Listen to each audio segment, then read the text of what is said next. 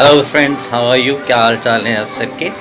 आज जो हम डिस्कस करने जा रहे हैं कुछ हटके और आज तक जिस बारे में हमने कोई वीडियो शेयर नहीं किया है वो है हेल्थ से रिलेटेड एक टॉपिक।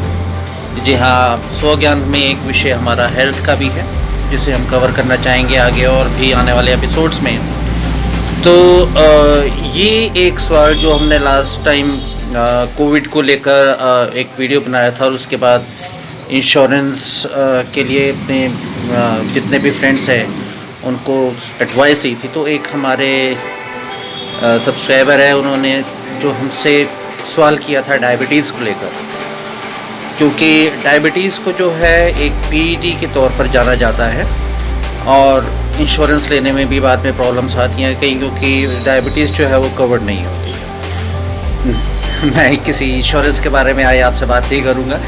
आज जो हम बात करेंगे कि कुछ ऐसे कारण और उन जिनसे डायबिटीज़ होती है और कैसे बचा जा सकता है और इनके क्या मैं कह सकता हूँ कि सिम्टम्स होते हैं जिससे हम जान सकते हैं कि हम डायबिटीज़ की ओर जा रहे हैं। तो बने रहिए हमारे साथ इस वीडियो के अंत तक। और जाहिर सी बात है कि हमारे उन सब्सक्राइबर ने जिन्होंने हमसे ये सवाल किया है उनके लिए एक गिफ्ट, सरप्राइज़ गिफ्ट रेडी है। रमेश जी, आप तक वो जल्द ही पहुंचेगा। बने रहिए हमारे साथ और देखिए हमारा ये पूरा एपिसोड। और हमें यकीन है कि इस वीडियो के अंत तक आपके बहुत सारे डाउट्स क्लियर हो जाएंगे। फिर भी अगर आपके रह जाते हैं तो आप ज़रूर कमेंट्स में या फ़ोन पर या व्हाट्सएप पर जैसे मर्जी हमसे वो डिस्कस कर सकते हैं।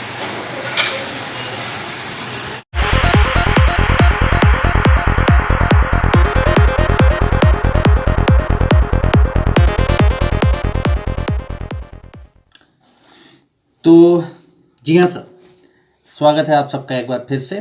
तो जैसा कि मैंने आपको बताया कि आज का जो हमारा विषय है कुछ ऐसा डॉक्टरी परामर्श या वैसे बातों से रिलेटेड नहीं है। बिल्कुल जनरल लेमन लैंग्वेज में आपको मैं कुछ थोड़ी सी बातें डायबिटीज़ के साथ शेयर करना चाहूँगा। ऑफ कोर्स अगर किसी को इस बारे में कुछ ज़्यादा जानकारी चाहिए तो वो हमसे जान सकते हैं या आगे हमसे बात कर सकते हैं। तो फ़िलहाल के लिए सबसे पहले ये समझना ज़रूरी है कि डायबिटीज़ क्यों होती है, क्या कारण है। सब लोग जानते हैं इसके बारे में, इंसुलिन की मात्रा का अप डाउन होना, हार्मोनल चेंजेस एंड ऑल, ठीक है। तो जी हाँ, डायबिटीज़ या तो एक जेनेटिक डिसीज़ है जो अगर आपके परिवार में किसी को है तो आपको भी वो हो सकती है। मधुमेह, डायबिटीज़, शुगर आम भाषा में जिसको बोलते हैं, तो इसके बहुत ज़्यादा चांसेस होते हैं कि ब्लड शुगर जो है अगर आपके परिवार में पेरेंटल या ग्रैंड पेरेंट्स को या किसी को भी है तो आपको हो सकती है, तो ज़्यादा चांसेस रहते हैं।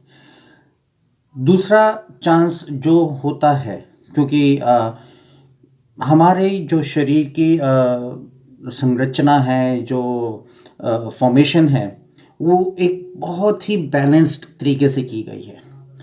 हमारे शरीर में अगर किसी भी चीज़ की मात्रा कम या ज़्यादा होती है तो वो हमारा शरीर रेडिली एक्सेप्ट नहीं करता है। हाँ, जब तक हम एक पूरे तरीके से हेल्दी और यंग बॉडी हमारी है तब तक कुछ चीज़ें इग्नोर हो जाती हैं, अवॉइड हो जाती है। लेकिन जैसे जैसे उम्र बढ़ती जाती है शरीर थोड़ा सा कमज़ोर होना शुरू होता है।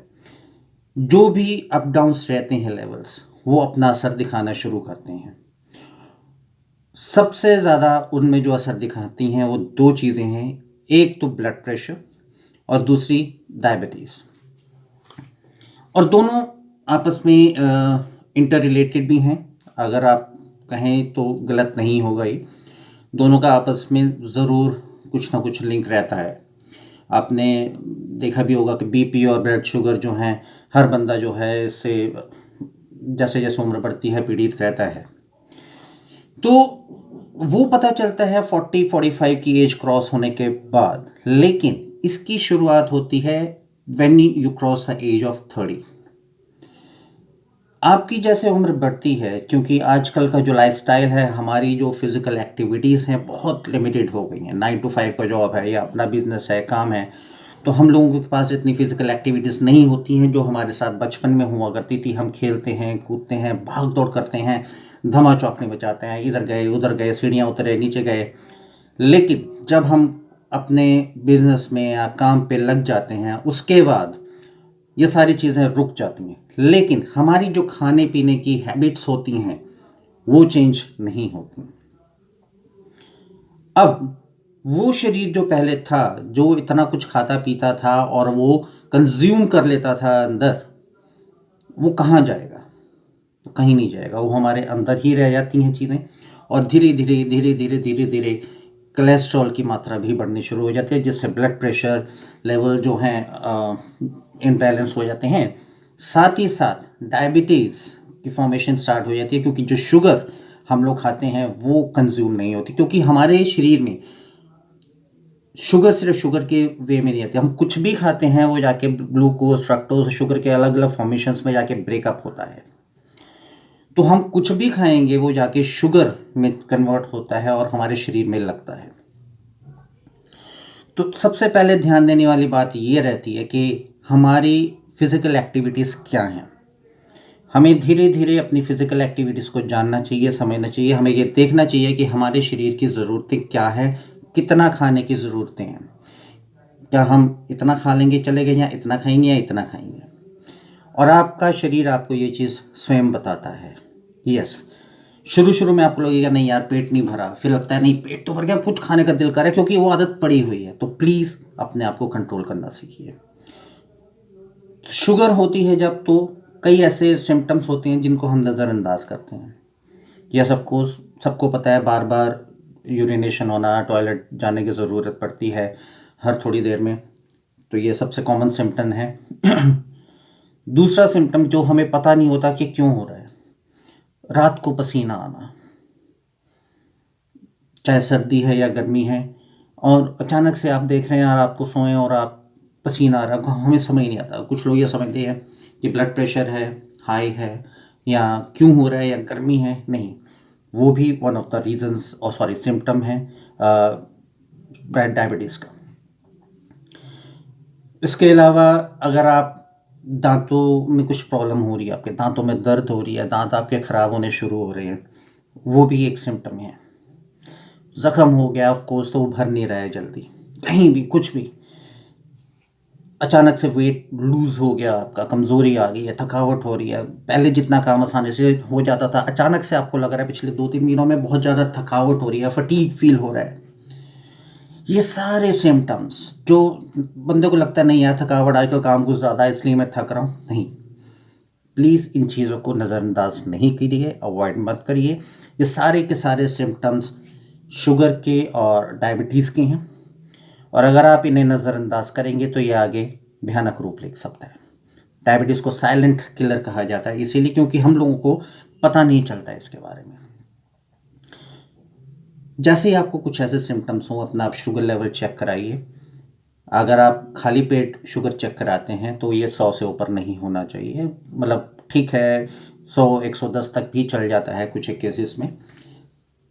लेकिन खाना खाने के बाद अगर आप 2 घंटे बाद शुगर चेक कराते हैं तो 120-130 तक भी चला जाए तो वो ठीक है, उसमें इतना पैनिक करने की ज़रूरत नहीं है। बट हाँ, अपने डॉक्टर से सलाह लीजिए। लेकिन ये लेवल अगर 150 क्रॉस हो जाए या 200 क्रॉस हो जाए तो ये अलार्मिंग है, आप इसको नज़रअंदाज मत कीजिए।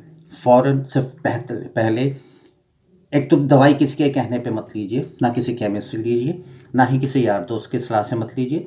अपने डॉक्टर से चेक करवाइए, उसे अपनी हिस्ट्री बताइए, फिर वो आपको 1-2 चेकअप लिखेंगे, आपको बताएंगे कि आपके हिसाब से जो आपकी शुगर का लेवल है, शुगर हिस्ट्री है, उस हिसाब से आपको वो दवाई सजेस्ट करेंगे। चाहे ब्लड प्रेशर है या शुगर है, अपने डॉक्टर की राय के अलावा मत लीजिए। कुछ नहीं करना है, आपको दिन की 1 गोली खानी है और अपनी दिनचर्या को थोड़ा सा बैलेंस करना है, अपने आप को संयम में रखना है, कंट्रोल में रखना है कि एकदम से नहीं खाना है। ये सबसे ज़रूरी है, क्योंकि आप एकदम से खा सकते हैं, पचा नहीं सकते, डाइजेस्ट नहीं कर सकते। आपको थोड़े थोड़े अंतराल के बाद 2-2 घंटे, मान लीजिए हर 2 घंटे में थोड़ा सा खाना है जो आपका शरीर डाइजेस्ट कर सके, फिर 2 घंटे बाद खाइए, फिर आपका शरीर डाइजेस्ट करेगा। इस तरीके से आपको अपनी दिनचर्या को अंजाम देना है, इस तरीके से चलाना है। और यकीन मानिए आपको शुगर नहीं बच रहेगी। आई मीन टू से जो शुगर की प्रॉब्लम है वो नहीं रहेगी। शुगर रहना भी ज़रूरी है शरीर में, क्योंकि अगर शुगर का लेवल डाउन हो जाता है तो भी मामला गड़बड़ हो जाता है। तो ध्यान रखिए, ये थोड़ी थोड़ी चीज़ें हैं, बातें हैं जिन चीज़ों को ध्यान में रखना ज़रूरी है। अगर आप ये सब काम करेंगे और अपने जो रूटीन आप फॉलो करते हैं उसमें सिर्फ आधा घंटा आप अपने आप को दीजिए, एक्सरसाइज कीजिए, किसी भी तरीके से अपनी बॉडी को मूव कीजिए, चाहे आप सीढ़ियाँ ऊपर नीचे हो जाइए दिन में 3-4 बार, कुछ भी है, ताकि आपका जो अंदर का मूवमेंट है वो बाकायदा सही रहे और जितनी हमें ज़रूरी होती हैं हमारे खाए पिए हमारे शरीर में लगे, वो तरीके से प्रॉपरली होता रहे। इसके अलावा भी अगर आपको कोई और जानकारी चाहिए तो आप हमसे संपर्क कर सकते हैं। नीचे दिए नंबर पर आप हमें व्हाट्सएप भी कर सकते हैं। कोई कमेंट जो है आप हमारे पास शेयर कर सकते हैं इनबॉक्स में भी। और धन्यवाद, आज के लिए इतना ही काफ़ी होगा। आई थिंक बहुत लंबा वीडियो हो गया है, तो अंत तक देखने के लिए बहुत बहुत धन्यवाद। अगली बार फिर हम हाजिर होंगे किसी नए टॉपिक के में, तो किसी नए टॉपिक के साथ ऑफ कोर्स। और आपके लिए भी एक गिफ्ट आइटम रेडी होगा अगर आपके द्वारा चूज़ किए गए या हमें सजेस्ट किए गए किसी टॉपिक के ऊपर हम वीडियो बनाते हैं तो। धन्यवाद।